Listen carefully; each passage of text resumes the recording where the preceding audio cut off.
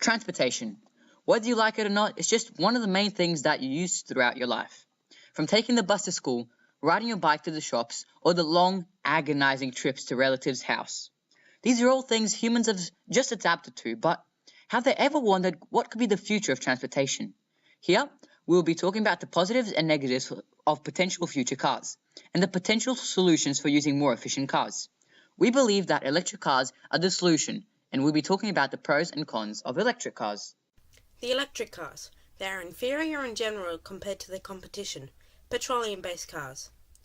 And there are major limiting factors, are the motors and batteries.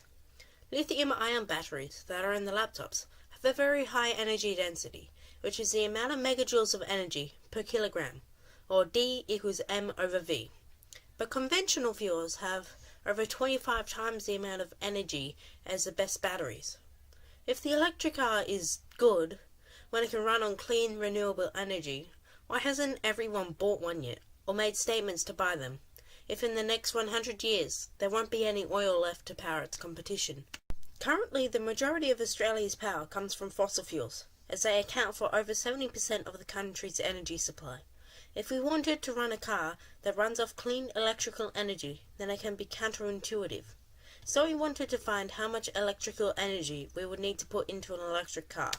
So we used Isaac Newton's second law of motion, where we can calculate a force, mass, or an acceleration.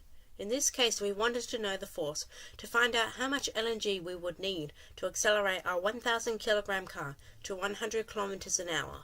So we put in the numbers, converting kilometers to an hour, with meters a second, with a multiplier of 3.6. The second law of motion is F equals ma, or in our case, F equals 1000 times 27.7 repeating.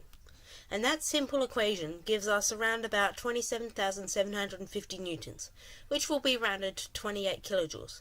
So it takes around 28 kilojoules of energy to accelerate a 1 metric ton car to 100 kilometers an hour. So what does that mean in terms of fuel consumption?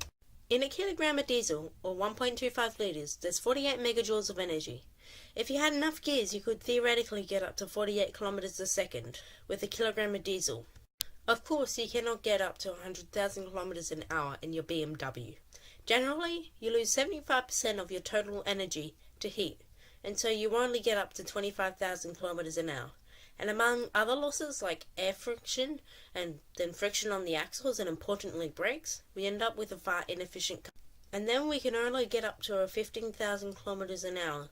Then that's nice. How does the electric car fare with its batteries? In a kilogram of lithium-ion batteries, they have anywhere between 400 kilojoules to 800 kilojoules.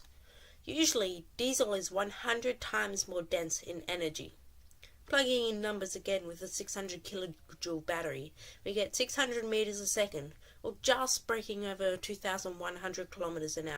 Though the diesel's batteries dwarf the electric cars, it's only by a slight amount, and the diesel cars lose a ton of energy to heat, making it dead inefficient. Electric cars have better acceleration compared to its competition, as you can just tell the motor to accelerate the whole car and it just moves. Diesel cars with their gears have to go to 10 kilometers an hour, and then change gears, and then 30, and then so on and so forth. In internal combustion-based cars, which is what a diesel car is, you need a fuel tank, battery, exhaust, and so much more. And every new part means another part that can break and stop the car from working. And these parts can be very costly to replace. So it is clear why the electric car struggles. At best, it stores 1/8, and at worst, 100th in terms of energy of what a diesel car can. To compensate, you have lots of batteries in your car, enough to store 60 to 100 kilowatt hours, and lots of bases where you can fill up and charge your car. Now, how can we improve? A dead simple way is just to add more batteries. The problem with adding more batteries is the law of diminishing returns. The more batteries you add, the less total energy it adds. The first kilogram battery pack has to push a 1,000 kilogram car, and the second has to push a 1,001 kilogram car, and so on and so forth.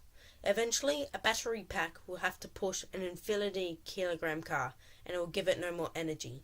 So this method is not foolproof. A good candidate for a good idea is to add a solar panel on top of your car or anywhere you can, as this will increase the battery life of your car and make it charge whilst in the sun, whether or not you are using it. If you had a meter squared surface area of a solar panel, then you would produce 150 watts of energy and thus increase your battery life. But then you'd have to lie your solar panel flat on the roof, which would make it lose about 70% of the total sunlight that it could receive, and thus 70% of your total energy, making the solar panel only then produce 35 watts of energy at 100% efficiency. To remedy this, you will need to point your solar panel up and towards the sun.